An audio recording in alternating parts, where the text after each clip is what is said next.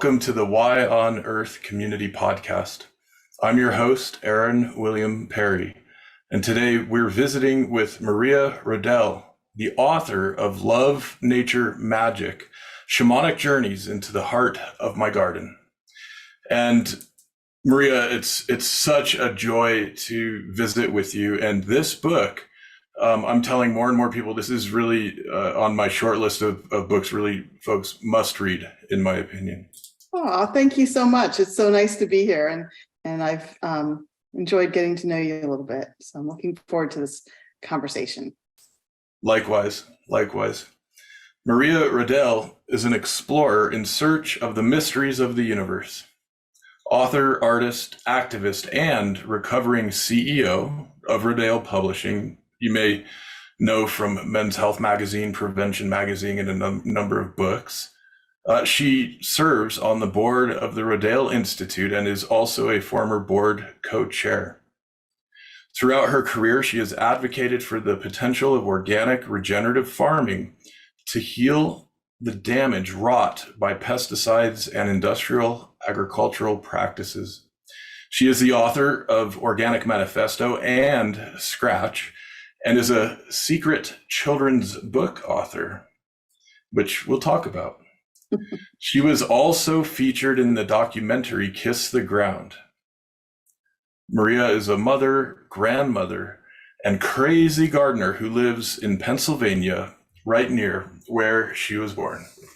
So, Maria, we have a number of authors on our podcast, a number of absolutely wonderful authors working on really important topics. And that said, this particular book and what you've written and what you've shared has a really unusual, unique offering to our world. And I dare say one that's really needed in these times. And without further ado, let me just ask you, what is this Love, Nature, Magic? What's going on here, and what are you sharing with folks through this book?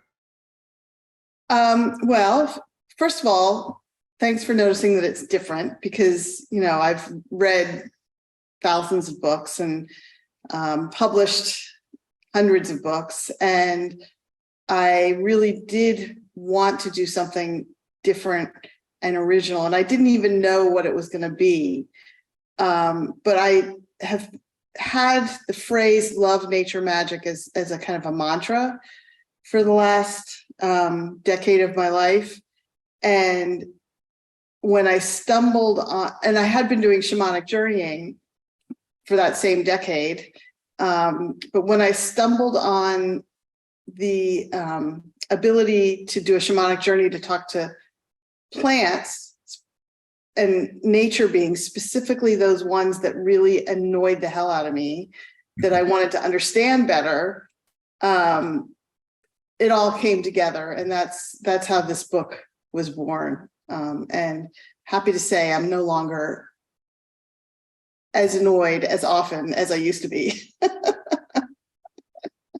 love that. Yeah, and you really share some of how that process has unfolded for you through the course of the book. And so in the book, right, even the structure of the book is really intriguing to me. You kind of kick it off with this three short vignettes: love, nature, magic, which are exquisite. And then you jump into this discussion around what is shamanism. And then you provide us two practices, one grounding and one opening sacred space. And then you go into these experiences with a variety of different beings, chapter by chapter, beings like vulture and bat and mosquito and weather. And wow, it's just this, I mean, it's a trip in a jar, to use the colloquial term, but what you're doing here with your shamanic journey in your garden is not actually with any sort of entheogenic, hallucinogenic substance. It's through your drumming, your breathing, and your practices. Can you explain that to us and explain sort of the deep cultural traditions at work here?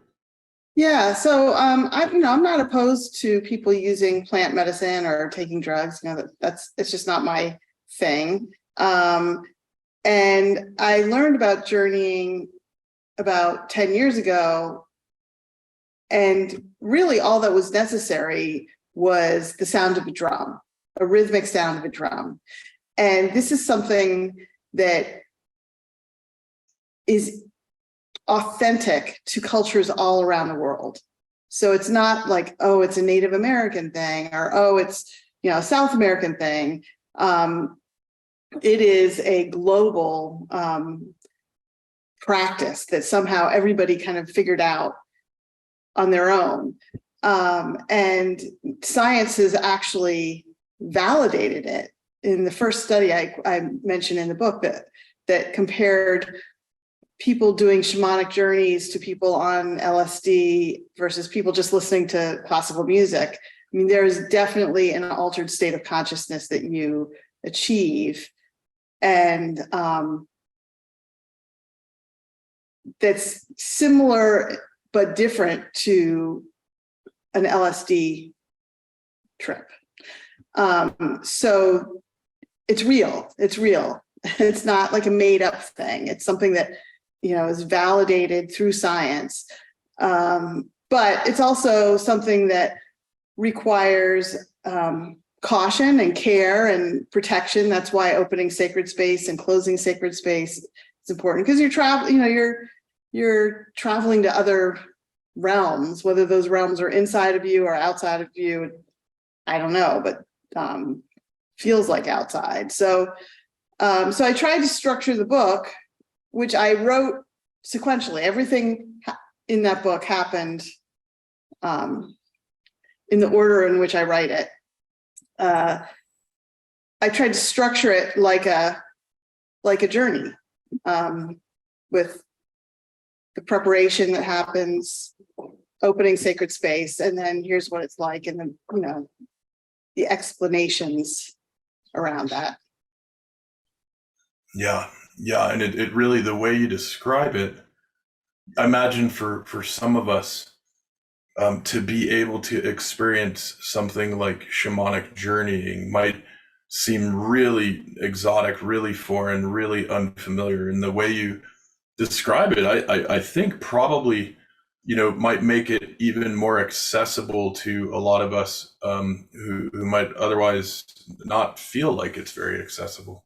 Yeah, I mean, one of the things that I really like to do for myself, but also for others, is, demystify things. Yes, I'm in search of the mystery of the universe, but I'm in search of it because I want to figure out what it is and share it and get over, find the answers. So this is something that anybody can do, with a little bit of homework and maybe some guidance, but you can also do it on your own. And I tell people how to do it, sort of. Mm-hmm. But I'm not a shaman. That's, what you also point out in the book. And by the way, for our audience who are watching the video, I'm showing the book here on screen, which is so beautiful. And this is published by our friends at Chelsea Green Publishing. And so I want to sort of dive into a few of the beings that you connect with. And what's also amazing to me, in addition to the revelation and invitation into the practices of shamanic journeying, you're also sharing the very intimate exchanges that you experience with myriad creatures, and you're sort of carrying back for the rest of us these insights, in some cases these requests, often these very wise proclamations coming from these other realms, these other beings. And another reason I consider this to be such an important book is you're actually bringing back a number of really important messages for these times that we're living in. And one of the messages comes from the vulture.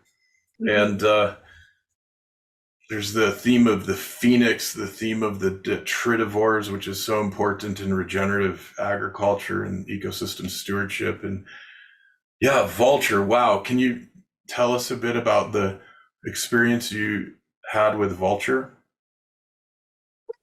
That's one of the more,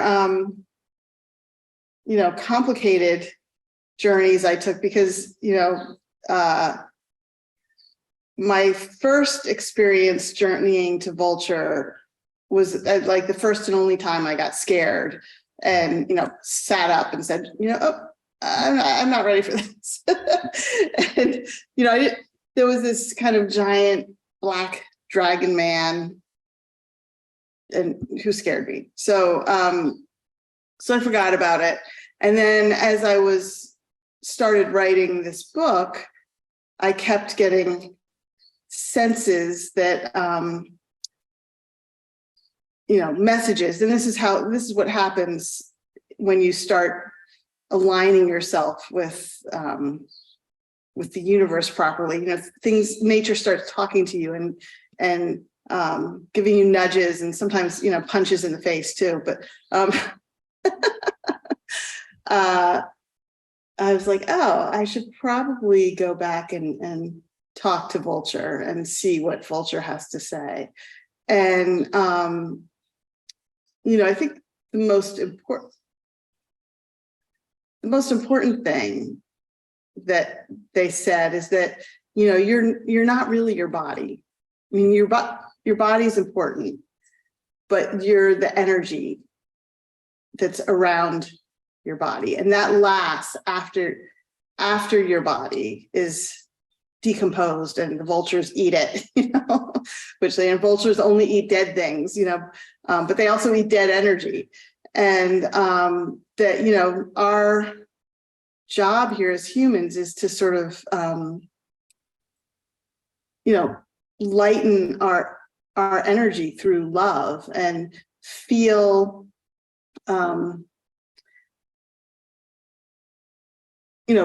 enhance our energy through loving others and being joyful and letting go of the heaviness that is so much a part of being human. So, it's important to take care of our bodies and to be in our bodies, but also to not let our bodies define who we are and what our purpose is in life. Yeah, so beautifully put. And at the very end, the crescendo of the book, there's these just tremendous. It's like you're preaching these tremendous statements, and I actually earmarked a couple to share, but we'll save that till a little later on in our discussion. This emphasis on love and joy really is one of the threads in the book that resonates with me, and it resonates so beautifully with the various messages you're receiving from these different realms of intelligence. Yeah. And I think that's a really important message for these times because, we're so stressed and worried about climate change and, politics and economic inequity. And, there's so many things we could be constantly freaked out about. But ultimately, what changes those things is when we change our own beings and our own hearts and approach the world in a more loving way. And then it's like a ripple. Things start changing all around us. Love that. Ripple. Indeed.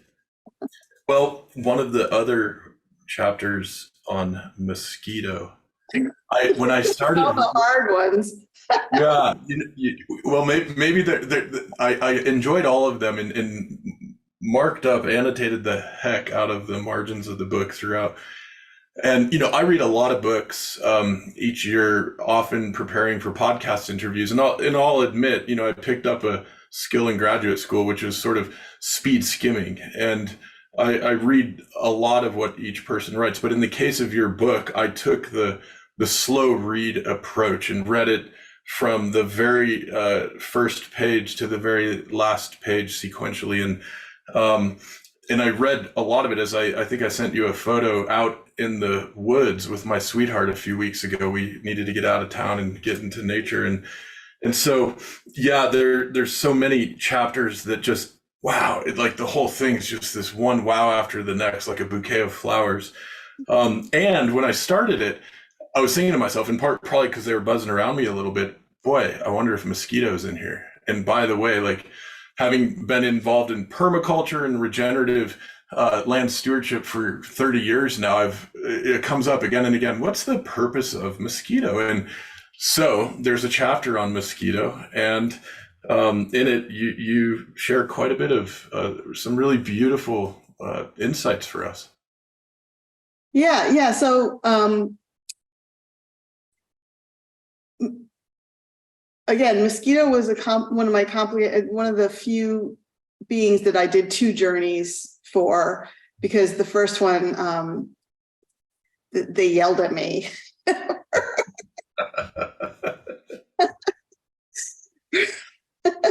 For being, a little bit lazy and half-assed about the whole thing. And, I was scared. So, so I did a little bit more research, because, we think about mosquitoes as like something we just want to like get rid of, and they're annoying and they're cause disease. And when the combination of doing the research and my second journey, I was really able to understand how, first of all, mosquitoes are essential to the environment. Like, if we got rid of all the mosquitoes, we'd be killing ourselves. It's a suicide mission. And the reason is because, the larvae first of all, they eat algae and keep the water clean. And then their food for all the, the insects and amphibians that, the whole food chain is like reliant on the mosquito larvae. And the reason they carry disease is because we have diseases. We're the vector of the disease. So it's not that, mosquitoes, they're just taking a little blood here and there, and but and it's only the female mosquitoes that bite, and the female mosquitoes that live to have a second meal that have the disease, because they've picked it up from their first bite from a human. So, I really started to understand that we need mosquitoes. And, there's a lot of people in our lives that are annoying, but that we need them. Like, just because somebody annoys us doesn't mean we should kill them. So it's really about learning to coexist and do all the things to protect ourselves, and, to not leave standing water around, and, all those things, but really appreciating and living in harmony with those things that seem like evil is so important, because they're not evil, and they deserve to live. Just, in fact, they will live longer than us. They're like 290 million years old, and they're going to be here long after we're gone. So that's so full of insight. And one of the things you bring forward in that chapter on mosquito is how the mother mosquito, right, needs the blood from another creature to have the iron and whatever else she needs to have her offspring. And so, curiously enough, we humans, when mosquito gets a little food from our bodies, through our blood, one could say, are directly supporting keeping our waterways, riparian zones, ponds clean, healthy. That's an interesting perspective. Wow. Yeah. It's like a little blood donation for the environment. If only it weren't so itchy. There's anti-itch creams that really work. So just make sure to have them. Yeah, love that. I love that. And I guess the handful of chapters I wrote in my notes to mention, I realize are all sort of in the quote unquote deeper end as you progress through. And I'm going to extemporaneously weave back to the mugwort, which really is the starting point of this, isn't it? Mm-hmm. Can you share with us about mugwort? Yeah, so I blame it all on mugwort. Yeah. When I was trying to eradicate mugwort from my yard, all I knew was that it was considered a very invasive plant and extremely hard to get rid of, to the point of people, recommending Roundup, which I was like, I briefly considered, which was like shocking to me, because I had in my mind this picture of what a garden should be and what an environment should be. And mugwort just wasn't in that picture at all. And if I could just interject, just for some of our listeners who maybe aren't familiar with Roundup, which is the brand name for glyphosate, right? Like an extremely toxic herbicide. Yeah. Terrible for herbicide. Yeah. So, when I was standing in my garden with my hoary knife, ready to like murder another mound of mugwort, that's when I stood up and I looked down and I could literally see this little plant going like, time out, stop, take a breath. Like, what are you doing? Like, why are you doing this? And I had coincidentally been planning to do a shamanic journey that night with a group of women who I journey with, and with the shaman who was doing these sessions during the pandemic to kind of relieve boredom. And that's the first time I said, I'm going to try journeying to mugwort and see what mugwort has to say. And, it was like not a very visually stimulating or, verbally, it was complicated journey. It was very simple. And, she said, why are you always trying to kill me? Like, did you ever think about asking nicely? And like, you're never going to get rid of us because plants rule the world.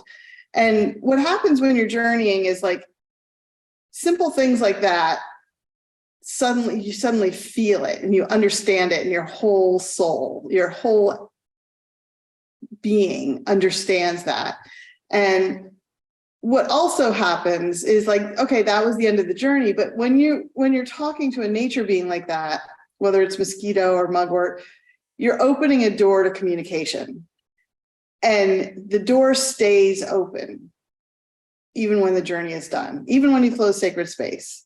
So what started to happen, and which actually is still happening post publication of the book, is like, I'm constantly getting information and messages about how important and powerful and magical and wonderful mugwort is. And in fact, since I published the book, I've come across many, references to mugwort as like the mother of all plants, and the most, the first plant that's important. And there's, spells and all kinds of things. And it's also the sacred plant, like the way sage is sacred to the Native Americans. Mugwort is sacred to the Pennsylvania Dutch and the Germans, who are kind of my indigenous roots. So that's where the magic comes in. Starts with like love, which is like listening and caring what other people think and what their perspective is. And, nature is all around us. And then when you put those two things together, that's when the magic starts to happen. I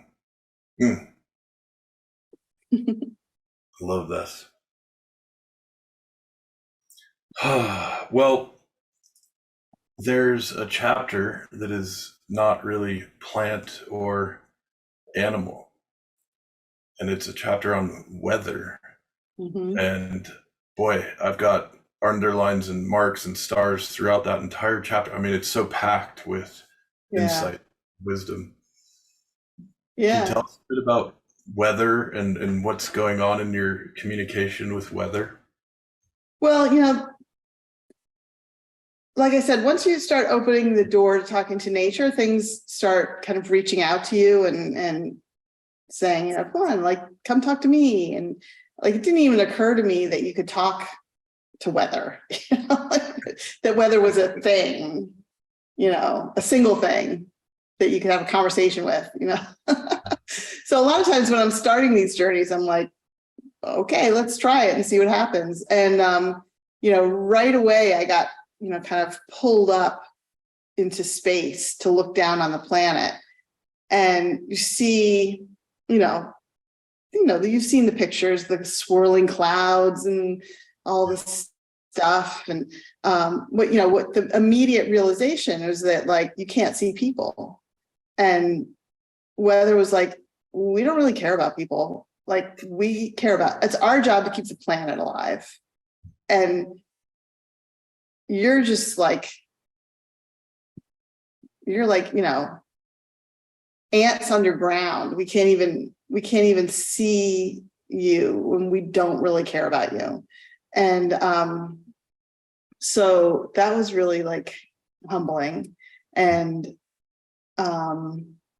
it made me realize that, like, as far as weather is concerned, we're a little bit disposable to them. And so that's why we have to work on the behalf of weather to take care of the earth so that they don't sweep us away in a flood or a fire or, some kind of catastrophe. Yeah, there's it seems there's almost an opportunity for more alliance making somehow. Mm-hmm. Yeah. Mm.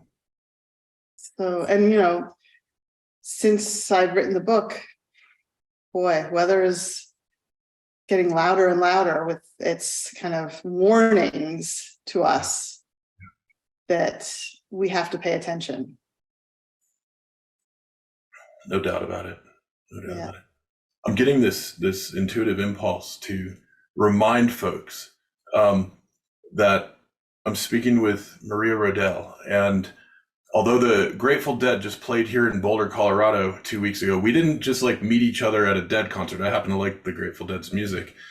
Uh, in fact, Maria, you're a retired CEO, right? Like, you speak spreadsheets, you know financial statements, you've had many employees and divisions and departments and responsibility, and you're from the corporate world. And so I think one of the other things that makes this book and what you're so beautifully and courageously, I might add, sharing with the world at large is a very intimate, sacred set of experiences you're having in the sanctuary, the privacy of your own yard and garden. And wow, like, I can only imagine the decision making process you must have gone through. And you speak to it a little bit in the book about, holy smokes, like, do I actually really want to, like, step out on the limb of sharing this with the world? And it's so brave, and it's another reason why it's so needed, because frankly, if you look at systems change, and some of the pathologies at work in our global systems, there's so much decision making concentrated in the executives of the world who maybe aren't doing this kind of thing nearly enough, I would say. And can you maybe give us a glimpse into, what was that sort of decision making process like for you, and B, maybe speak to that contrast a bit, and see, like, I'm really interested to hear, like, have you gotten any really strange, like, feedback and comments from folks who are like, wow, what? Um, so to answer your last question, No, I mean, a few people have said, oh, there were some cringy parts, and like nobody's said exactly which parts are cringy. So I don't know, like, okay, what was really oversharing or what wasn't. But I will say that what my experience as a CEO, and not just a CEO of any company, but a CEO of a health and wellness company that had a lot of like data and information about people's desires. And, like, I could tell you the top 10 things people search for on men's health and women's health online. And, that's really revealing because people don't think, anybody's paying attention, but it's like, okay, that tells you a lot about what people really care about and what they think about. So I from the topic of what we were publishing, I was very curious and trying to understand humans and human nature and the things we talk about, the things we don't talk about, this, the secrets, whether it's sex or, health issues, mental health issues. But then I also, I had so many employees and direct reports and peers in the industry. And first of all, everybody's human. I met, a lot of famous people who are all human. And a lot of people succeed and they're not actually as smart as they seem. There's a lot of posing and skills that people have to cover up what they know and what they don't know. And so like I became really obsessed with wanting to tell the truth. And when I sold the company, I was like, oh, finally I can tell the truth. And when you're a CEO, you're surrounded by like corporate communications and PR people who are like, well, don't say this, or, oh, you always want to put a good face on things. And sometimes, you can't. So it was like a big exhale when I sold the company. And, I'm a woman in this business. So there was all of that to contend with as well, And I will say that the few negative very few negative reactions I've gotten from the book tend to be more on the like mansplaining side of things. So, Lovely. What a joy that must be. Like, okay. Huh. I see you. Yeah. Yeah, which maybe in a gesture of appreciation and understanding, that's an attempt to connect and relate and something along those lines. But yeah, I can imagine that doesn't necessarily come off very well. Yeah, but I mean, I hope it comes across in the book that, I really respect and admire, men and, I think the answer is not, matriarchy versus patriarchy, but partnership. And that's what nature teaches. And, what intrigued me the most, I think, was how gender fluid nature really is and how that's a really important lesson for all of us. Yeah. I love how you weave that into the book and the discussion. You pointed out a handful of insights through the course of these reflections of these journeys. And one of them is the survival of the happiest. Mm-hmm. And I'm really curious because in sort of neo-Darwinian, whatever, socioeconomics, we hear this idea of the survival of the fittest. What is the survival of the happiest all about? That sounds way better. Well, first of all, the other thing to know is like I'm an obsessive reader of science, magazines and science books. So, and in fact, the survival of the fittest, which is attributed to Darwin, was not his main point. His main point was adaptability. the ability to adapt is what's the most important tool to have to survive. But the other thing to know about Darwin is that he came to prominence at a time, it was what I would call the height of the male sort of hubris view of the world. He was a great, researcher and, but he was of his time, and he was afraid of religion, and which is why it took him so long to publish what he published, because religion was such a huge factor in society at that time, which was, a very patriarchal religion.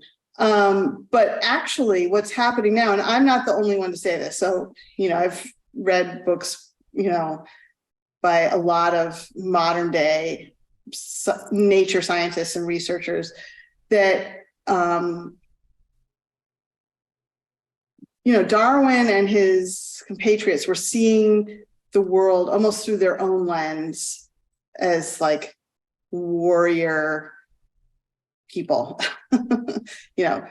competing for resources, and there was never going to be enough, and so we have to fight, and go in right away fighting, and that's what it means to be, strong and powerful. But if you look at nature, and the adaptability of nature, the species that survive and thrive are the ones that are really happy in where they are and collaborating. There's so much partnership and collaboration within and among species that, it's not competition at all. It's collaboration. Now, having said that, everything eats. So there's going to be blood. There's going to be blood, even with, vegans eating carrots. Carrots have little souls and consciousness. So we all need to eat, which means there needs to be some kind of blood and death in the system. But it's when we approach it with collaboration, it creates more abundance and happiness in the environment, and everybody's happy for as long as they're alive. Until they die. Yeah. So beautiful. It reminds me of how we describe the lives of the regenerative cows at work around the world, a life of joy and happiness up until a sudden end one day. And the one bad day theory. Yeah. Wow. And let me just take a minute to remind our audience, this is the Why on Earth Community Podcast. I'm your host, Aaron William Perry. And today we're visiting with Maria Rodale, the author of Love, Nature, Magic. And I want to take a moment to mention some of the links where you can find Maria and connect with her and her work. That includes mariarodale.com. We've got several Instagram and other links, including Maria's Substack, that we'll include in the show notes. So that you can do some additional exploring there if you'd like. Of course, we also want to give a quick shout out to our several partners and sponsors who make the Why on Earth Community Podcast series happen, along with the rest of our organization's regeneration renaissance work across the three categories of culture, ecology, and economy. And this includes, first and foremost, Chelsea Green Publishing. And if you'd like, you can go to the whyonearth.org website, go to our sponsors and partners page, click on the Chelsea Green logo, and enjoy a 35% discount on this book and all their other books and audiobook offerings if you'd like. So a huge shout out to Chelsea Green. Also a big thanks to Purium Organic Superfoods, Earth Hero Sustainable Products, Soilworks Biodynamic Blends for your garden, Waylay Waters, regeneratively and biodynamically grown hemp-infused aromatherapy soaking salts for your well-being, and last but not least, of course, Earth Coast Productions, who does all of our podcast post-production work and our technical and video production work at the Y on Earth community. And finally, a very special thanks to our ambassadors, our growing global network of ambassadors doing all kinds of beautiful work inside organizations and communities worldwide. And especially those who have joined our monthly giving program. If you haven't yet and you'd like to, you can go to yonearth.org, click on the donator support button and set up at whatever level works well for you on a monthly basis. And if you'd like to join at the $33 or greater level, we will, as a thank you, send you a monthly jar of the Waylay Waters soaking salts for your well-being, and also a way to support some of the regenerative and biodynamic farms we collaborate with. And so, Maria, before diving back in, and I want to get to another kind of flip side to the coin here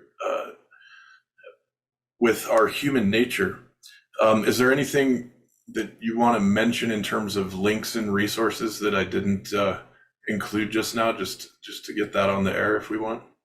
No, I mean, I think my Substack is called Life Unfiltered, and that's a good way to keep up with what I'm doing. And there's a lot of resources at the back of the book, Love, Nature, Magic, if you're interested in learning more about shamanism, or the books that I read to figure out what everything meant. Yeah, it's great. It's really true. You do provide a lot of references throughout the book and at the end there. And so I want to ask this question, in addition to the opportunity it seems that many of us have right now to reorient ourselves to nature, to the intelligence that we can open up and be receptive to hearing and receiving from, there's this other insight you share, which is that we're all capable of becoming fascists. And in graduate school, I actually did a deep dive on what happened in the Weimar Republic in Germany and in Europe around the 20s and 30s, leading to the horrors of the Second World War and the Holocaust. And so this is a topic near and dear to my heart, especially as we're seeing so many of our democratic systems worldwide under major threat currently. And Germany was a democratic system leading up to the takeover of the Nazi regime and those terrible atrocities that occurred. And so what do you mean when you say we are all capable of becoming fascists? Well, a lot of it has to do with messaging and, how people communicate with us. And, I think I talked about this specifically in the lanternfly chapter, which is a newly, quote, invasive species from Asia that has taken over Pennsylvania. And literally you will see signs, if you see them, kill them. If you see them, kill them. I mean, I've had environmentalists, really smart environmentalists be like, we've got to kill as many as you can. And they're teaching children, if you see them, step on them, kill them. And, it was while I was following that direction, to kill them, that I started, I was stomping on them, and I was like, wait a minute, this is those videos you see of skinheads, what the hell am I doing? This is wrong. And I think, I think the same thing happens with just invasive plants in general. So you can be a liberal, a Democrat, and be against invasive species. And I've got to go out and I know for a fact that a lot of conservation groups and parks use Roundup, which is terribly toxic, to get rid of invasive species. And It's hold on, time out. First of all, most of these species were brought here by humans for some purpose, because they had some value that people thought they would bring. And two, maybe nature knows what it's doing. Yeah. In fact, I think nature knows more about what it's doing than we do. And so the idea of like killing something to get rid of it because we don't want it and we don't like it is because we have this romantic idea in our heads about how it should be, so there should be no gay people, no Jews, no, Black people, whatever. I mean, that is just so stupid. But we get caught up in it because the people around us are caught up in it. And so, a lot of what I think is just really important is like taking a step back, taking a deep breath and realizing that every single thing has value, every single being, every single plant, every single insect, and it's got a purpose for existing. So that means we should respect it and be kind and, look at our own behavior and change that rather than trying to like eliminate something out there that we don't like. So, I mean, I had that epiphany when I was behaving in a fascist manner, and I am like as liberal as they come. So, wow, this is so pertinent for some of the land use decisions being made around here where I am currently, the greater Boulder County region of Colorado. And yeah, we've got a big controversy underway around herbicides being sprayed from aircraft. And, it's funny to me, not funny, it's striking to me that many of us are operating with this false notion of a pristine ecosystem. There's a lot of protected open space around here, thank goodness. And my gosh, like so many of the indigenous sort of pre-modern industrial colonial ecosystems around the world were very intensively managed by people, by humans, and stewarded in reciprocity and collaboration. And moreover, in this particular part of the world, much of what was going on in terms of the cycles through the seasons involved millions of buffalo and millions of elk and all kinds of other creatures that are frankly not just cruising through the landscape right now. And so, yeah, this notion that there's a pure to maintain is a very dangerous notion. And meanwhile, a lot of these quote unquote invasives, and I'll mention for our audio audience that you were using your fingers to make signs and quotes sarcastically a bit earlier when you're talking about killing and eradicating. A lot of these quote unquote invasive species have a very unique specific role to stabilize soil that's been disrupted and to get that situation stabilized so that many other diverse crops can come back through the stages of succession to get back to a super diverse polyculture, which it seems nature likes to make happen over time. Out here we have mullein and curly dock and several others that are doing that in large quantities right now. So yeah, it's vis-a-vis the greater sort of ecosystem restoration and regeneration, agriculture and land use, things that we're mobilizing, and thank goodness, hopefully are going to be scaling up in a considerable way in these next several years. Mm-hmm. There's an interesting little invitation to humility here that I'm hearing, Maria, that it sounds like is really important. Right. Yeah, I think a good example from science is that Susan Simard's book Finding the Mother Tree, where you had foresters who were like, oh, we're gonna like cut everything down and just plant one type of tree, and that's going to be fine, and we'll grow, we'll make paper out of that, or we'll make furniture out of that. But she was, by really paying attention and understanding, she was able to scientifically prove that actually a diverse amount of trees, like a diverse bunch of species of trees, actually collaborated with each other, helped each other, that they needed each other, so it wasn't just like one species, it was like 3, 4, 5. And I think like we don't know hardly anything about how nature actually really works. And like I said before, I mean, plants have been on this planet a lot longer than we have, and they'll be here long after we're gone. So I think, you know, when in doubt, it's always better to trust that they know what they're doing and get out of their way.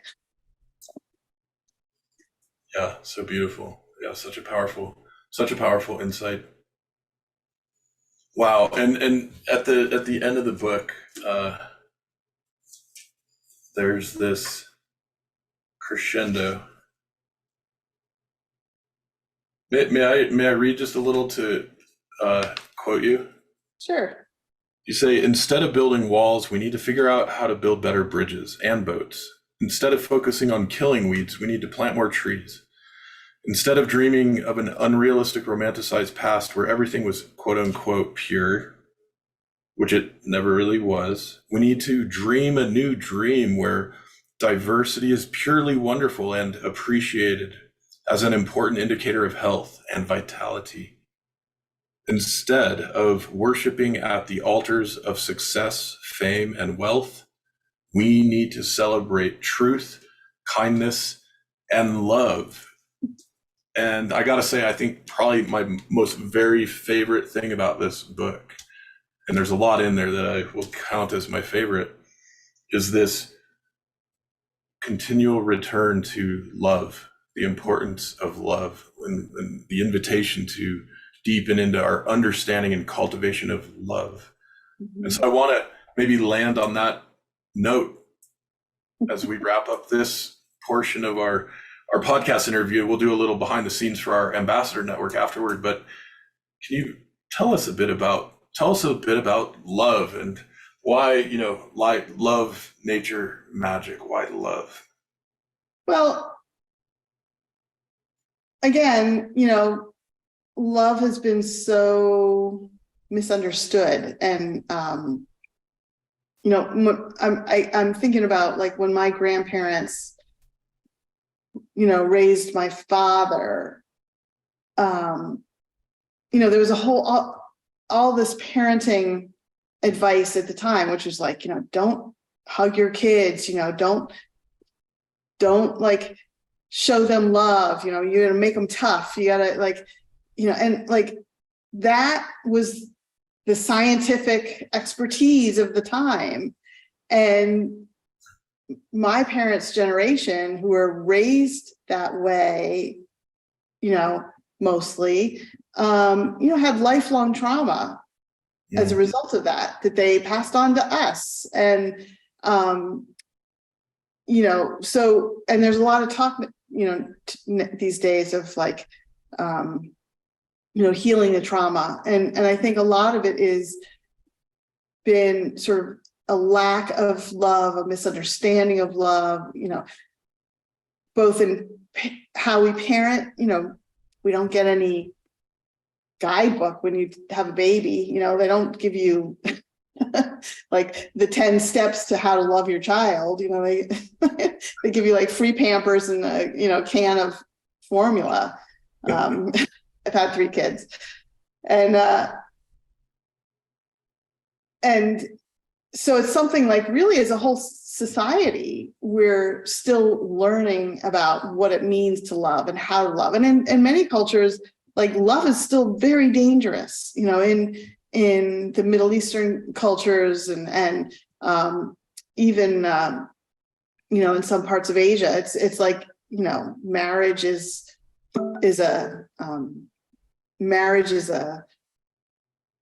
negotiation, not a love match. So, but the more, you know, I delve into it, the more I realize that that's where we need to do the scientific research, is on love and what it really is and how important it is, and what kind of energy it really is, because, you know, maybe it's the dark matter of the universe. Yeah, I love that. I love how you throw that in there.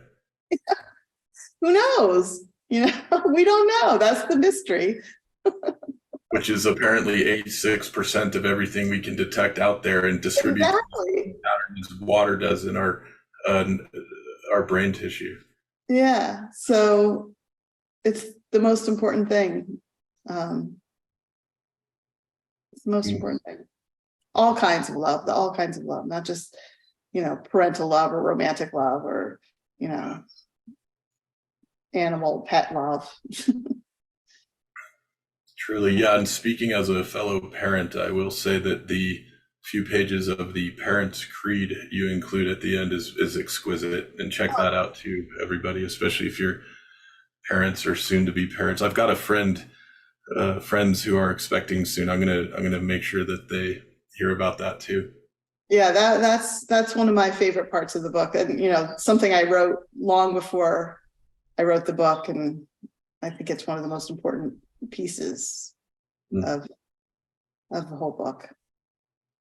Well, Maria, it is such a joy to have this discussion with you about your book, Love, Nature, Magic, Shamanic Thank Journeys into the you. Heart of My Garden. And yes, and you're welcome and thank you. And I really encourage everybody to get a copy and read this book. This one's a life changer, and it, I think, will likely open up some doors for you, possibly doors you didn't even imagine were so nearby. And we'll wrap up and do our little behind the scenes segment for our ambassador network. But before doing so, Maria, I want to just give you the floor in case there's anything else you'd like to say or share to conclude. Well, first of all, thank you so much for really reading the book carefully and sharing your thoughts about it, and having me on here, because it's like the whole publishing industry has changed. and it's really about word of mouth and spreading the word. And my hope for writing this book was to reach as many people as possible, so that we can kind of charge the change that we need to see in the world in a way that is both gentle and extremely powerful. And that's what Love, Nature, Magic is about. It's about creating the world that we all really want to live in, and that we all long for. And it's not impossible. It's not out of our reach. We can do it. We've got this. Beautiful. Right at our fingertips. Yeah. Love it. Yeah. Thank you so much, Maria. Thank you so much. You. Bye. Bye. The Why on Earth Community Stewardship and Sustainability podcast series is hosted by Aaron William Perry, author, thought leader, and executive consultant. The podcast and video recordings are made possible by the generous support of people like you.